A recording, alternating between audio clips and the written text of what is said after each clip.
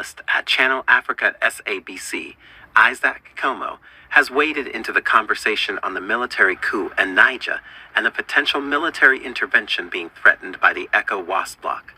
In an interview with SABC News, the renowned analyst was asked what he thought about the potential invasion of Niger and what that could mean for the Nigerian people.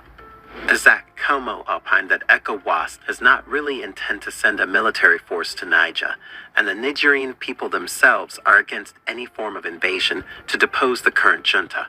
According to him, the true force behind the calls for the invasion of Niger is France, which he claims wants to restore normalcy in the West African nation only to secure its economic interests, mainly uranium mining. Okay, before coming to certain Niger and the people of what is in store for Niger and the people of Niger, we've got to say something about this issue of military force. Basically, the ECOWAS countries are not prepared to send in a military force. Nigeria, the biggest contributor to that force, they've got deep divisions within the military in Nigeria and also between the people in Nigeria, that they do not want any military action against the junta. So you find that yet, with all that, the decision was taken for military action. But now you see that there is a force in the background which is pushing for a military solution. And that force is well known, it's France. France literally wants to get issues back to normal. And that is because of the French domination of the economy of that country and also the uranium production of that country. Niger provides France with about 25% of its uranium. And France is a big exporter of electricity, especially which is generated from uranium, and is exported to Germany and all other neighboring EU countries. So you find that the EU countries, they do want the whole thing reversed, that Bazoum comes back and the agreements and the arrangements by which France was actually receiving that uranium continue. Now that is one issue which people have got to put in mind. But now, with the people of Niger have actually given the military people the legitimacy. This is an unconstitutional, as you say, overthrow of a constitutional government. But then you find that the people themselves have come up and supported the overthrow. Isaac Como's assessment appears to hold weight given the historical context of France's significant uranium interests in Niger. The country has indeed relied on Niger's uranium to ensure its energy security, facilitated by agreements with the deposed government of President Bazoum. With these agreements now void due to the junta's cancellations, France faces a potential disruption to its uranium supply chain. Given this economic vulnerability, it is easy to see why France could be motivated to influence international actions to restore a favorable government in Niger, thereby safeguarding its uranium interests. While geopolitical considerations and regional stability remain important factors, the economic dimension highlighted by Como sheds light on the potential motivations behind the calls for intervention, underlining France's interests in maintaining access to Niger's uranium resources. Kama was also asked whether an invasion was truly the only option for ECOWAS.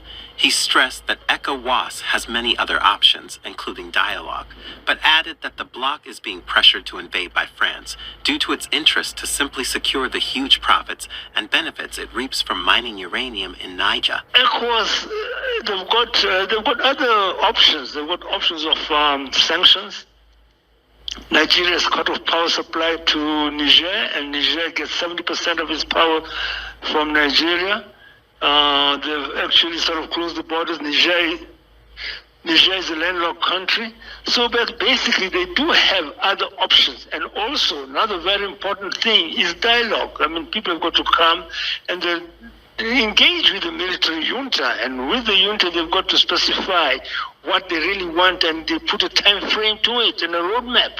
Now that is not being followed. You see that they want to return Bazoum into power. Now that is because he was actually a ally of the French. Yeah, Ahmadou Tanji, the former president, not the former, the other president about 10, 12 years ago, he actually challenged the French on the issue of uranium's division of profits.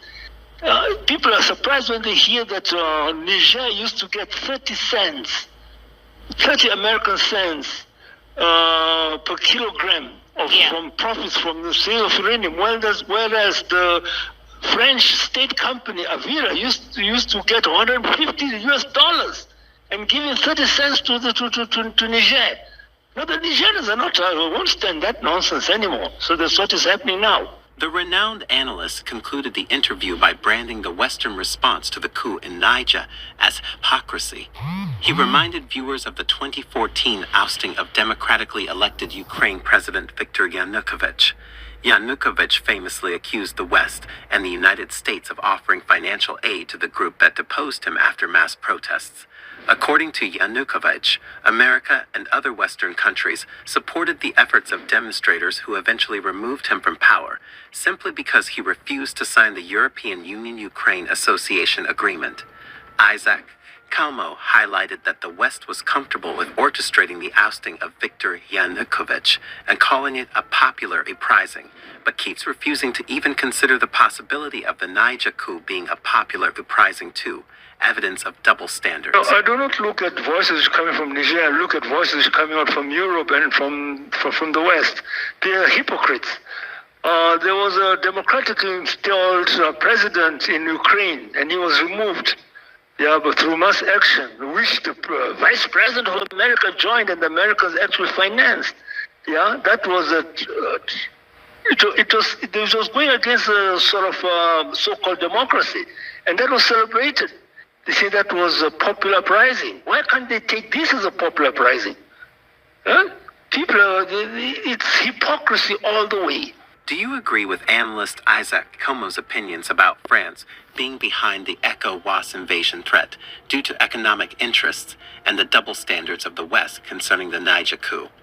Let us know what you think in the comments section below, and as always, do subscribe to the New Africa channel for more